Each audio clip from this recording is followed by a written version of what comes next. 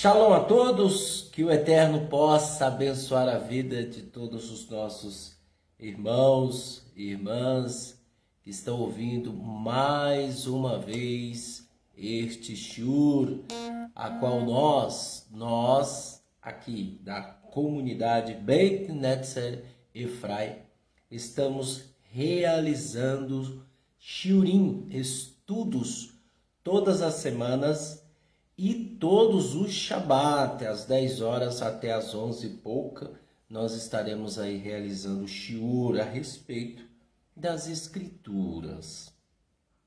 Veja só, o Eterno colocou isso no nosso coração para que pudéssemos ajudar muitas pessoas que sentem dificuldade de ler as Escrituras. Vejam só, não há mais desculpas de uma certa maioria de pessoas que diz, eu não tenho tempo. Pois bem, aí está, todos os sábados nós estamos lendo 3 capítulos, e nesses 3 capítulos, na decorrência da leitura, no decorrer da leitura, nós vamos esmiuçando, nós vamos esclarecendo o que realmente as Escrituras estão dizendo. Disse Yeshua, errais porque não conheceis as Escrituras. Errais porque vós não conheceis as Escrituras. No dia que eu me entendi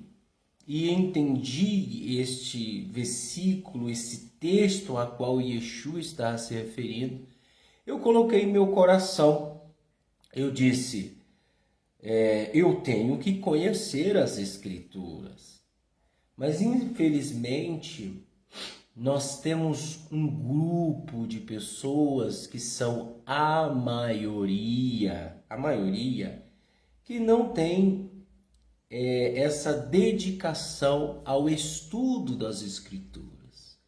E por elas não terem essa dedicação, este compromisso com as Escrituras, elas acabam errando, acabam inventando fábulas, inventando heresias, inventando costumes, inventando coisas que não constam nas Escrituras, né?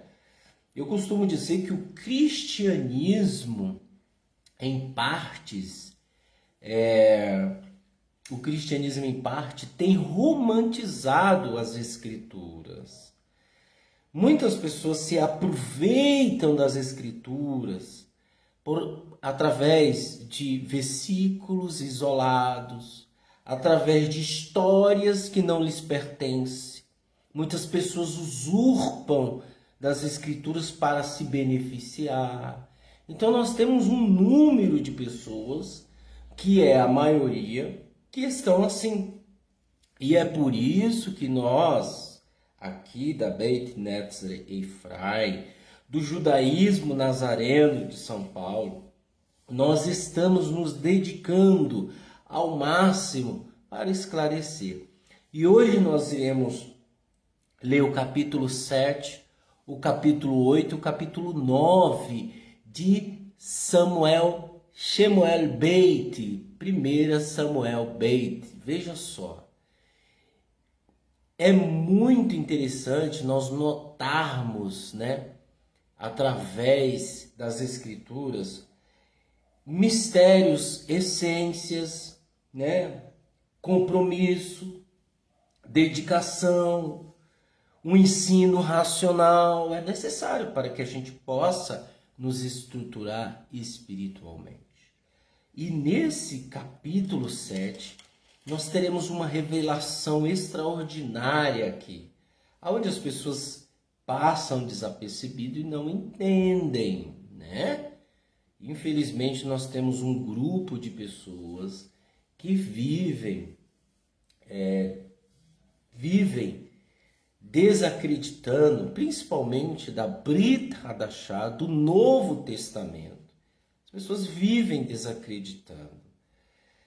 Nós conhecemos também a maioria, que são outros tipos de pessoas, que começaram bem e acabaram errando, se desvirtuando, saindo do caminho, pessoas que erraram o caminho e saíram do caminho para viver um outro tipo de vida, um outro tipo de caminho. Alguns se perderam, alguns nem obedecem mais os mandamentos do Eterno, alguns distorcem as Escrituras e vivem numa religião que eles criaram, cercadas de pessoas que estão ali para o bem deles, para que se aproveitem deles, ok? Então isso existe também. E quando nós lemos as Escrituras, é isso que eu quero que você entenda, quando nós compreendemos, lemos, entendemos, nós não caímos em sofisma, em heresias, nós não vamos cair em leis humanas criadas por homens. Nós não vamos cair nisso, porque as Escrituras nos libertam. Disse Yeshua, né? A minha palavra é vida e minha palavra liberta. Então nós temos que entender isso, né? E, como eu disse, nós vamos ler o capítulo 7, 8 e 9. Para você que não acompanhou, que está chegando agora, ou que já tem acompanhado há alguns dias e quer acompanhar os outros estudos, você pode ir no YouTube, ou até mesmo aqui na página Beit Netzrei Fry. Você pode rolar embaixo, ir em vídeos também, você pesquisa. Tem vários e vários vídeos, centenas de vídeos que nós publicamos sobre o estudo da Brit Hadashah, sobre o estudo do Taná. Então nós estamos aqui com maior dedicação e compromisso de estudarmos as Escrituras, tá? E você acompanhar, que é o necessário, tá certo? Então é isso, vamos ler como de costume e nós vamos dando as explicações.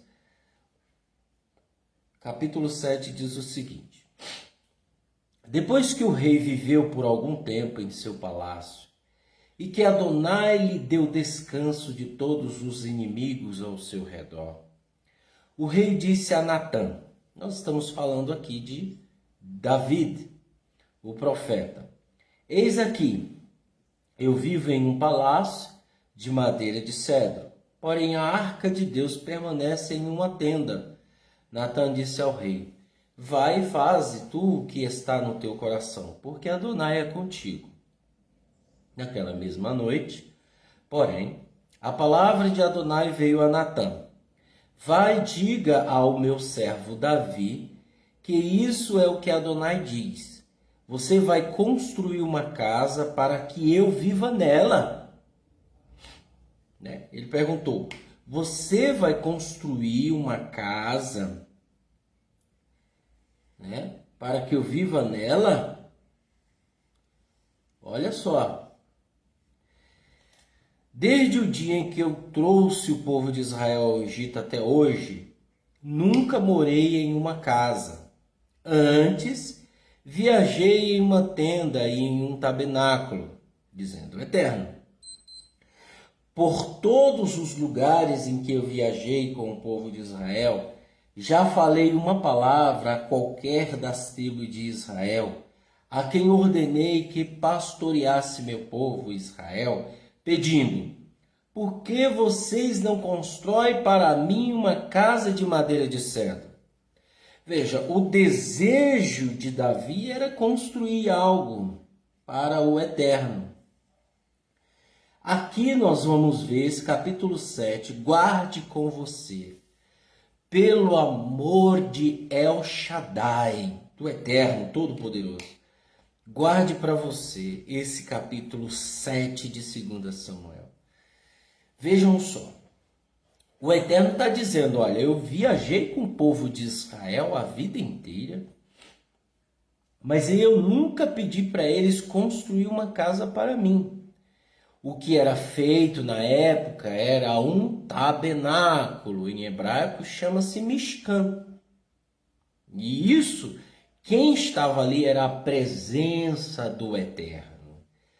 Ou seja, o Eterno jamais, guarde isso no seu coração, o Eterno na sua totalidade jamais pode habitar neste mundo inferior.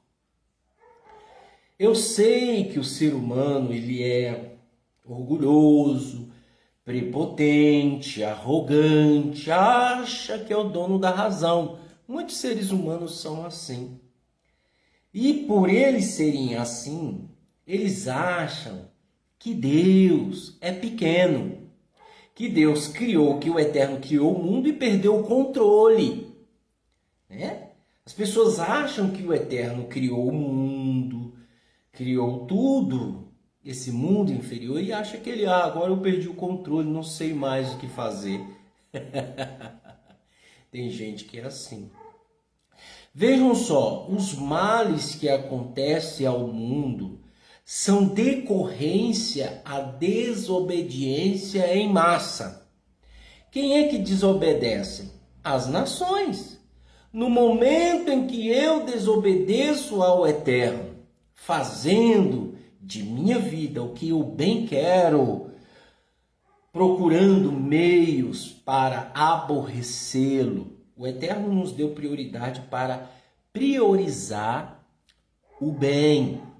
Mas tem muitas pessoas que priorizam e dão combustíveis para o mal. Elas se alimentam do mal. Tem muita gente assim. Elas potencializam o mal. Como eu já disse, nós temos o lado bom e o lado ruim. Então, muitas pessoas preferem alimentar e potencializar o mal. Com consequência, quando eu potencializo o mal e as pessoas vivem erradas, nós vemos isso no casamento de mulher com mulher, homem com homem, né? Com vários tipos de paixões desenfreadas, né?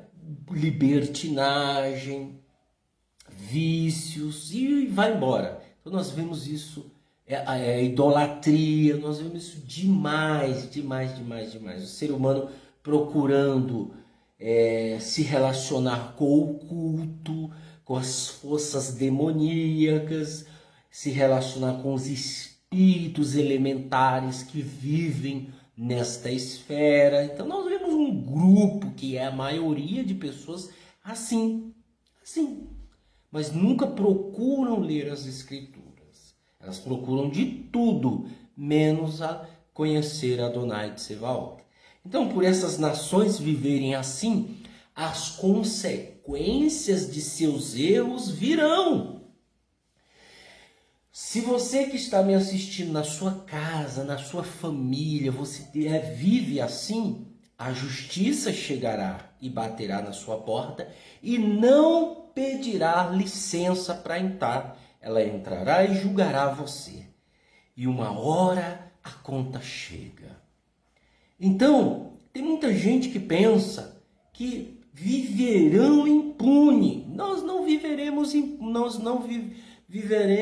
nunca vamos viver impune, pessoal. Nós vamos ter as consequências dos nossos erros em nossas vidas. Infelizmente, João Ferreira de Almeida, ele publicou isso como castigo. Nós sabemos que o Eterno, embora ele recompensa o homem por aquilo que ele merece, com justiça e consigo punições virão, João Ferreira de Almeida, em algumas traduções, colocou como castigo. E essa expressão castigo está aqui na nossa vida, no nosso cotidiano. É por isso que às vezes nós falamos sobre isso. Mas, na realidade, o Eterno trará punição com justiça na vida daqueles que são desobedientes. Então o Eterno chega a dizer para o profeta Natã. O profeta Natã, a qual era o profeta de Davi, do rei de Israel naquela época, e aí ele chega a dizer: que casa vocês construirão para mim? Né? Vamos lá, o Eterno criou os céus e a terra, ele podia morar aqui, já que ele criou, ele podia morar aqui. Mas o Eterno nunca morou neste planeta. Isso significa que este mundo não é lugar de sua morada. Mas nenhum dos mundos, dos astros, das estrelas, das esferas que vivem nesta galáxia e em outras, o Eterno vai viver. O Eterno não vai viver em nenhuma.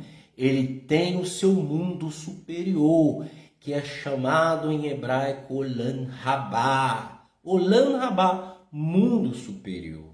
Então ele falou para o profeta: fala para Davi que casa vocês vão construir para mim. Portanto, diga ao meu servo Davi que isto é o que Adonai de Sevaot diz: eu tirei você do pastoreio de seguir as ovelhas, para fazer de você chefe sobre meu povo. O Eterno tirou ele de lá. Vai vendo. Sobre Israel: eu estive com você em todos os lugares para onde você foi. Destruí todos os seus inimigos à sua frente. E estou fazendo que sua fama seja grande, como a fama dos grandes povos da terra. Olha o que o Eterno estava fazendo com Davi.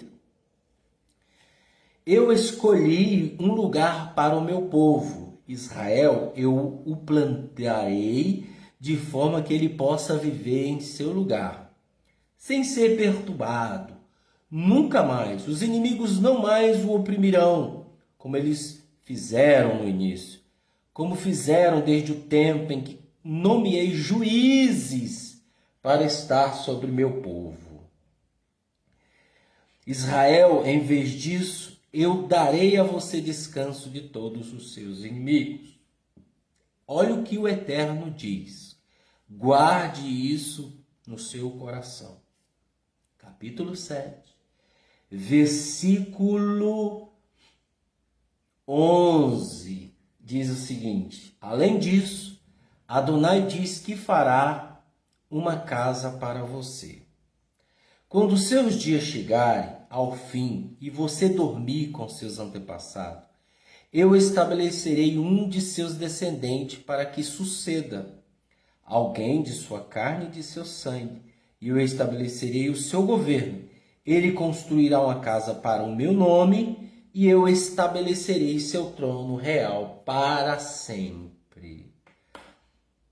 Veja, a casa que ele iria construir, o sucessor de Davi, que era Salomão, iria ser construída para o nome do Eterno. Construirá uma casa para o meu nome, e eu estabelecerei seu trono real para sempre. Para sempre? Mas cadê o trono?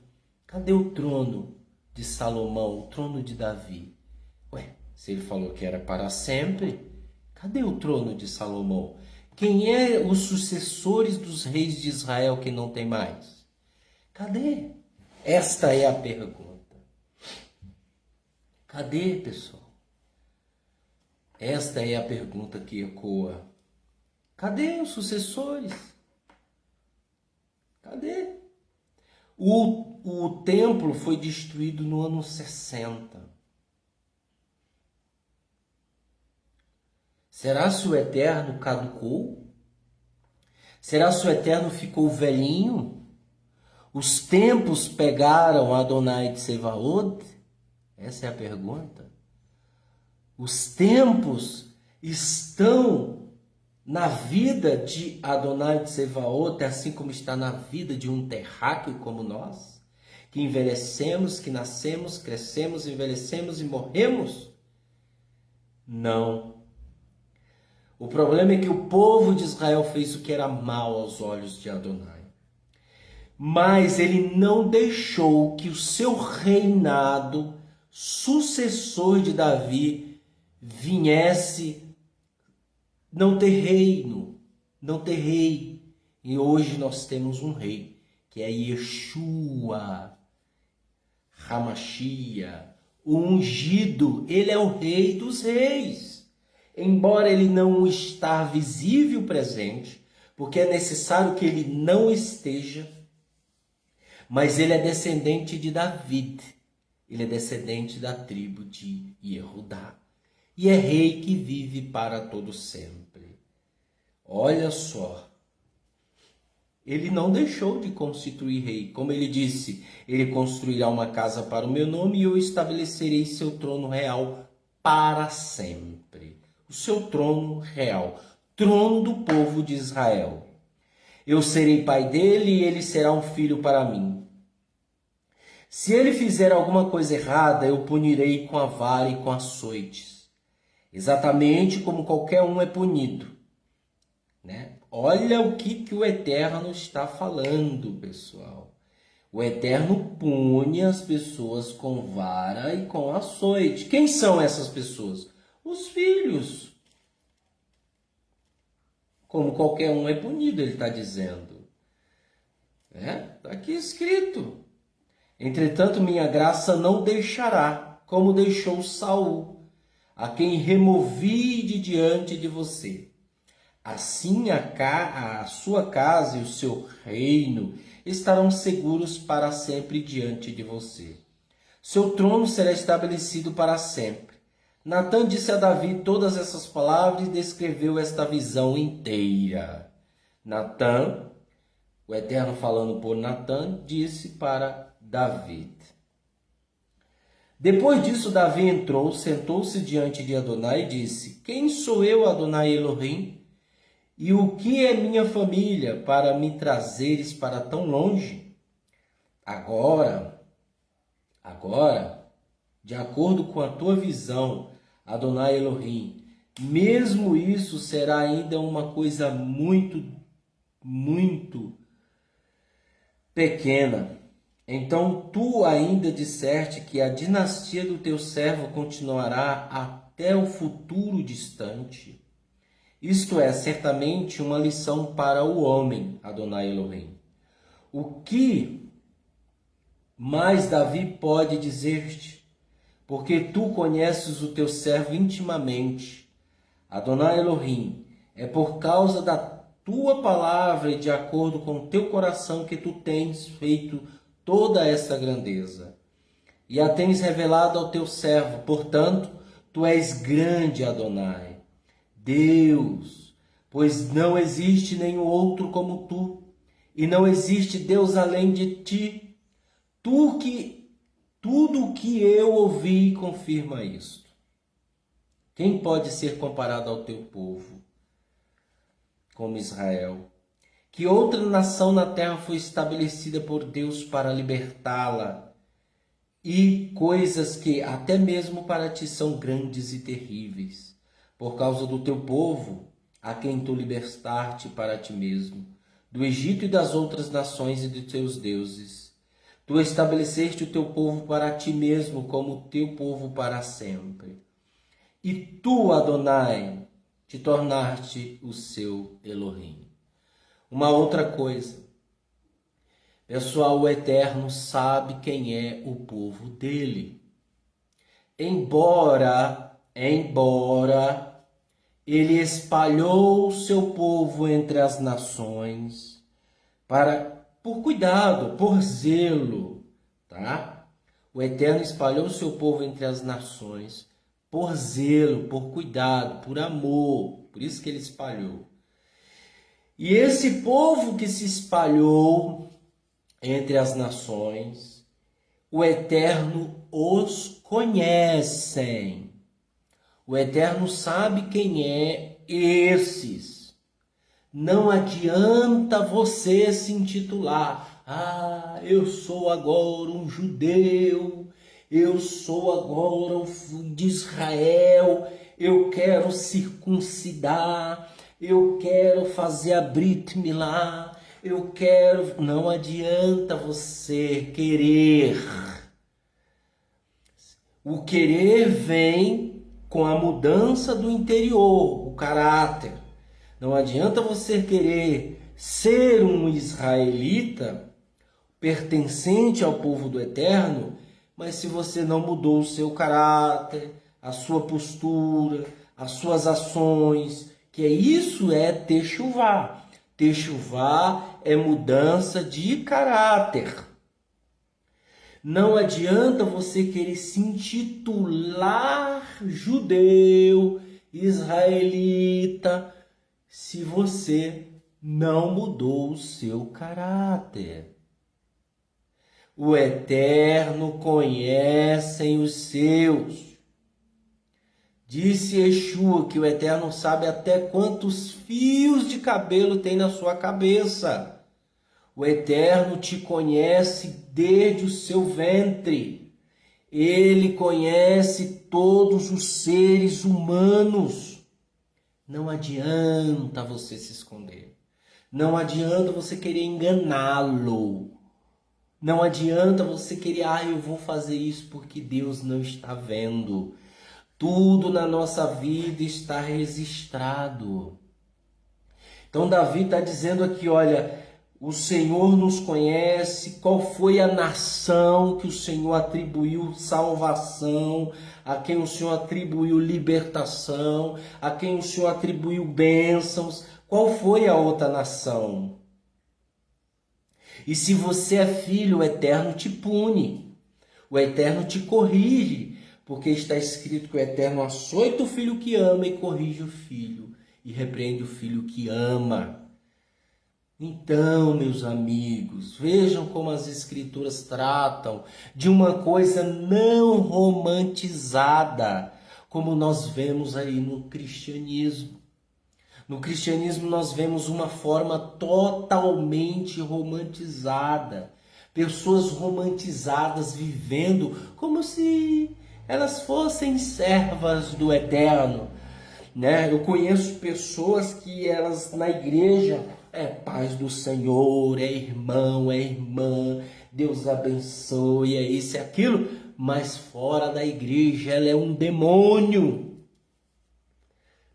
Tem muita gente assim, usando das Escrituras para se beneficiar. Aí agora eu até perdi aqui onde eu estava, qual versículo. Mas vamos continuar aqui. Diz o seguinte: quem pode ser comparado ao teu servo? Tu que fizeste famosos e fazes por toda a terra coisas que até mesmo para ti são grandes e terríveis. Agora, pois, ó Elohim, estabelece para sempre a tua palavra, a palavra que falaste ao teu servo e à sua casa. Faze o que prometeste, que o teu nome seja engrandecido para sempre, de forma que se diga: Adonai Tsevaot é Elohim sobre Israel, é Deus sobre Israel. E a dinastia do seu servo Davi será estabelecida em sua presença. Tu, Adonai Tsevaot, Elohim de Israel, revelar-te ao teu servo, faze esta oração a ti. Agora, Adonai Elohim, somente tu és Deus. Tuas palavras, que seja do teu agrado, abençoa a família do teu servo. E assim fazer que ela se mantenha para sempre em tua presença. Porque tu, Adonai Elohim, prometeste que a família do teu servo seja abençoada para sempre por tua bênção. As pessoas não entendem o seguinte: elas começam a investigar a vida de Davi e fala que no início ele teve todo esse amor, toda essa dedicação ao Eterno, e de repente ele cai. E de repente ele comete erros, que lá na frente nós vamos relatar isso aqui. E as pessoas não conseguem entender. Por quê? Porque na igreja ela foi domesticada a pensar a seguinte: pecou, você vai para o inferno. Pecou, errou, você vai para o inferno. Na igreja ela foi domesticada e romantizada com essa heresia, com esse ensinamento que eu chamo de terrorismo gospel. É um terrorismo gospel. E não tem nada a ver uma coisa com uma outra. Davi, ele cometeu um pecado de si, da carne. Ele cometeu um pecado terrível. Terrível. Mas ele não cometeu um pecado contra o Eterno. Ok? Ele cometeu um pecado dele, que foi terrível, não foi fácil, mas ele pagou.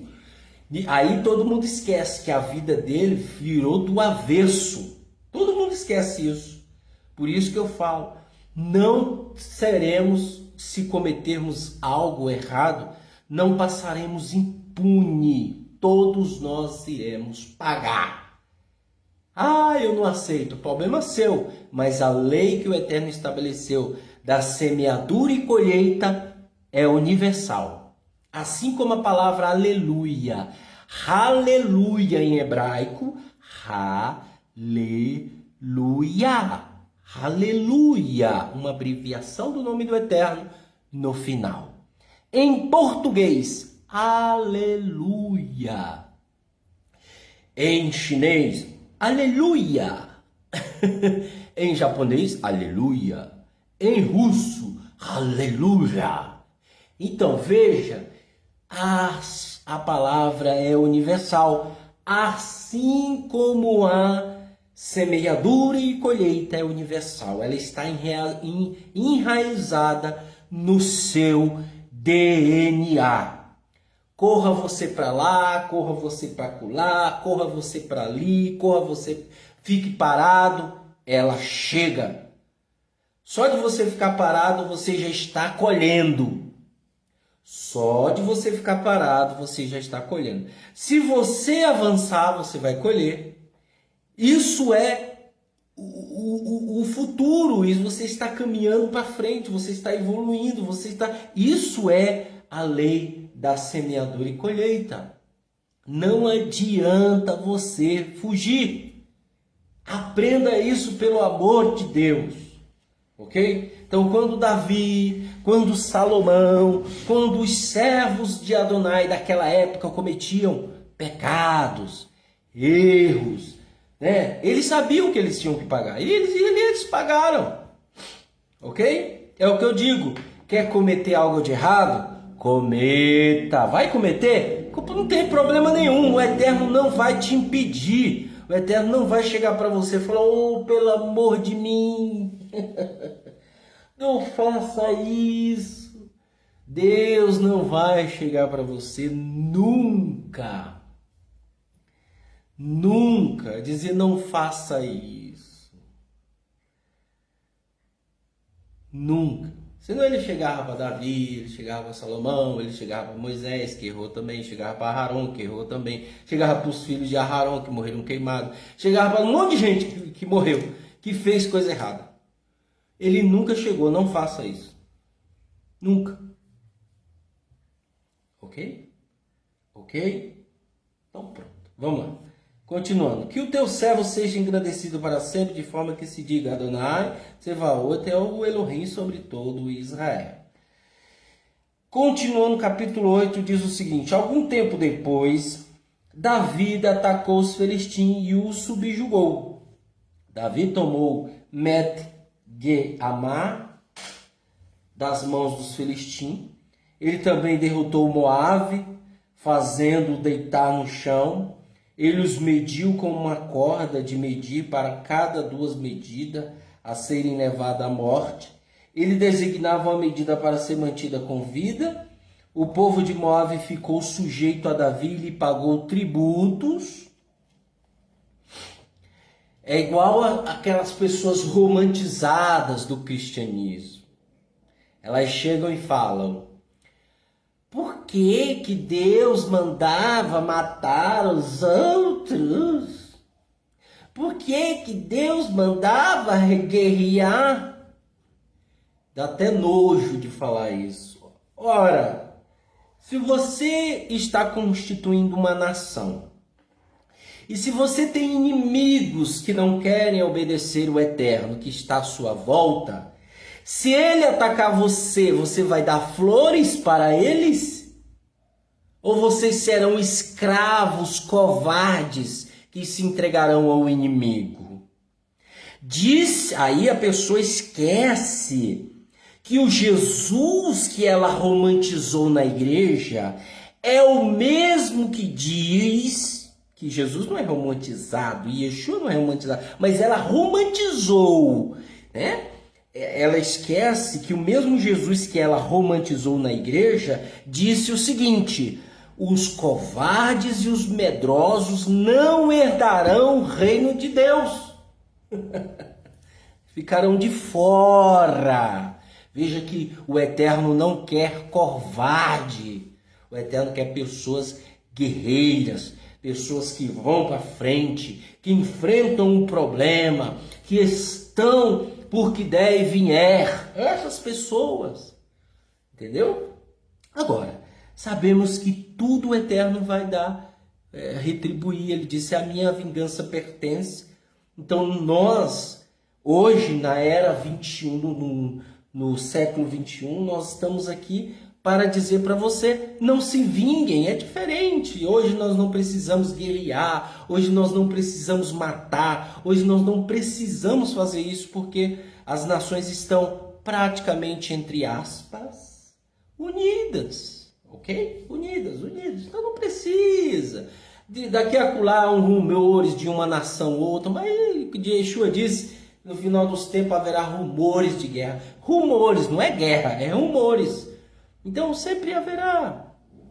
Mas nós que estamos aqui individualmente, não vamos se vingar de ninguém. Não precisa, disse o Eterno, a mim pertence a vingança. Mas nessa época, meu amigo, aqui de Davi, ele tinha que enfrentar, ele tinha que lutar, ele tinha que batalhar, ele tinha que matar. Os soldados dele tinham que matar. Essa era a situação.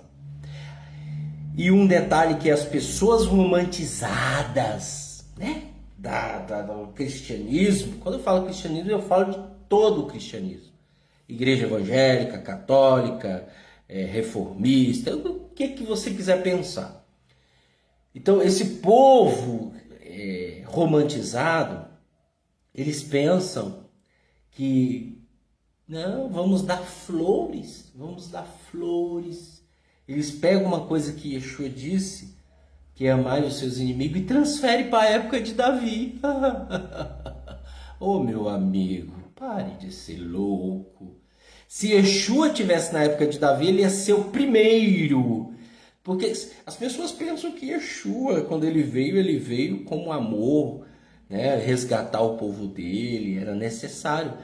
Mas está escrito que no reinado milenar Yeshua virá num cavalo branco e virá como rei, com cetro de ferro, e pisará na cabeça dos seus inimigos. Está escrito lá em Isaías, ok? Está escrito. A ponto de espirrar sangue em suas vestes. Está escrito. Então, não romantize. Uma coisa que não é romantizada, pessoal. As pessoas leem a Bíblia como se estivesse lendo um livro de conto de fadas, um livro de Romeu e Julieta. E não é, meu amigo. Interprete, entenda, entenda a situação. E continuando, né? Em seu caminho para estabelecer seu domínio tão distante quanto o rio Eufrates, Davi também derrotou Hadad-Ezer, o filho de Rehove, rei de Tzifor. Davi capturou 1.700 cavaleiros e 20.000 soldados de infantaria. Ele pôs à parte cavalos suficientes para 100 carruagens e dispersou o restante deles. Quando o povo de Aram, de Dameski, veio em ajuda a Hadad-Ezer, o rei de Tzivoar, Davi matou 22.000 homens de Aram. E Davi estabeleceu guarnições em meio ao povo de Aram. Em Dameski, Aram ficou sujeito a Davi e lhe pagou tributos. uma outra coisa que as pessoas romantizadas do cristianismo esquecem. Todas essas nações, antes do povo de Israel existir, o Eterno já lhes tinha dado oportunidades de conserto. E eles não quiseram. Ok? Está escrito isso na Torá. Que o Eterno chamou vários e vários para reconciliar-se. Por isso que quando o Eterno chama 2, 3 de outras nações que ouvia falar, um exemplo, Moisés estava ali com o povo de Israel. E aí as outras nações ouvia, porque existiam outras nações, ouvia sobre o povo de Israel, que Deus fez, tal, as maravilhas que Deus fez. Então, uma pessoa se despertava e ia ao encontro do povo de Israel, 1, 2, 3, 10, mas era uma minoria. Saía daquelas nações, ia lá e chegava lá, falava com Moisés. E Moisés, está escrito que o Eterno disse, não rejeitem o estrangeiro, mas se eles quiserem se unir ao povo de Israel, que eles obedeçam às leis relacionadas ao estrangeiro. Então, o estrangeiro tinha que se submeter. Então, alguns se submetiam às leis e viravam enxertados do povo de Israel. É assim que acontece até hoje. Então, o Eterno está falando. O Eterno está falando para o povo de Israel, para o povo dele, por meio das redes sociais, por meio de várias pessoas que falam da palavra dele e tal. Aquele que se identificar e quiser, vai se reunir com o povo do Eterno e obedecer. Ponto final. Não tem nada de estranho nisso. E tem que obedecer. É isso. Continuando.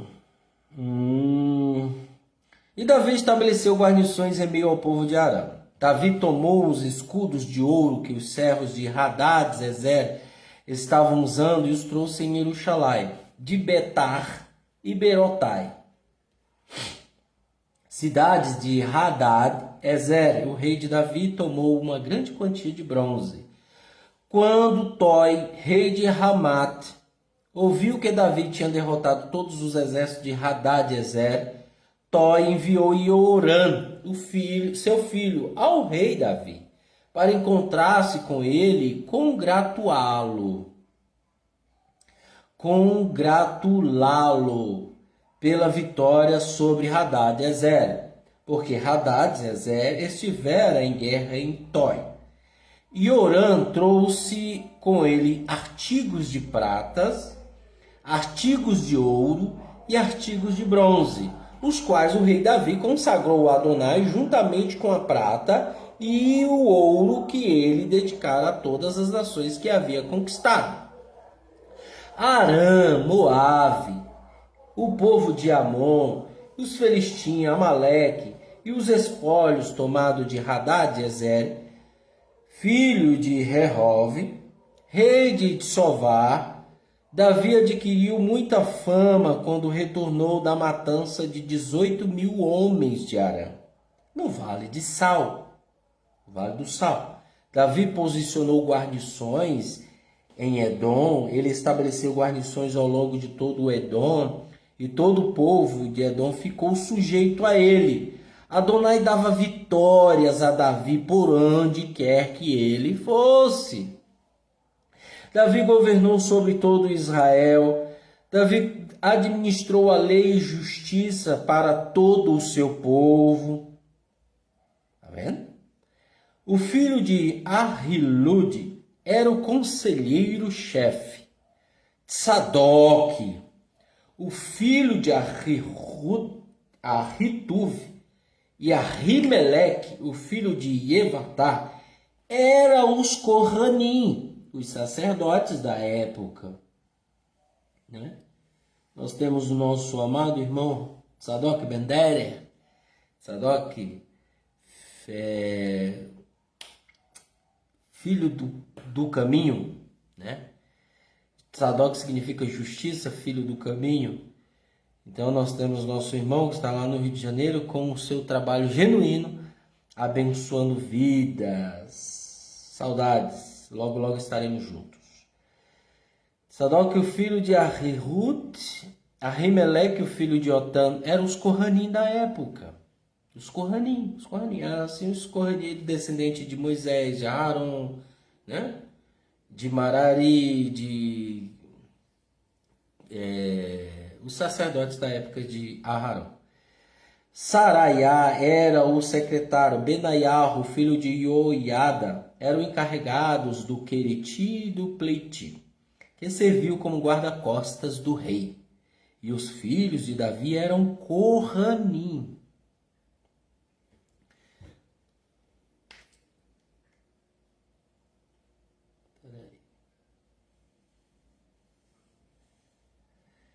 Davi perguntou: ainda há alguém vivo da família de Saul, a quem por causa de Jonatã eu mostre bondade? A família de Saul tivera um servo chamado Siva, e ele tinha se ajuntado a Davi. O rei perguntou a ele: você é de Siva? E ele respondeu: ao teu servo. O rei lhe disse: há alguém ainda vivo da família de Shaul, a quem eu possa mostrar a graça de Deus? Siva disse ao rei: ainda há o filho de Jonatã, que tem as pernas mancas. O rei indagou a Siva: onde ele está? Siva respondeu: ele está na casa de Maquiri, o filho de Amiel, em Lodivá. O rei Davi deu ordens e tomou da casa de Maquiri, o filho de Amiel, em Lodivá, Mefibosete, o filho de Jonatã, filho de Shaul, veio a Davi e prostou-se com o rosto em terra. Davi lhe disse: Mefibosete. E ele respondeu: aqui está o teu servo. Davi lhe disse: não tenha medo, porque estou determinado a ser bondoso com você por causa de Jonatã, seu pai. Eu restaurarei a você toda a terra de Shaul, seu avô, e você comerá sempre à minha mesa. Mefibosete prostou-se e disse: o que é o teu servo para que dês tanta atenção a um cão morto como eu? O rei chamou de Siva, o servo de Shaul, e lhe disse: eu tenho dado todas as coisas que Shaul e sua família possuíam ao neto do seu senhor. Você deve trabalhar a terra para ele, você, seus filhos e seus escravos.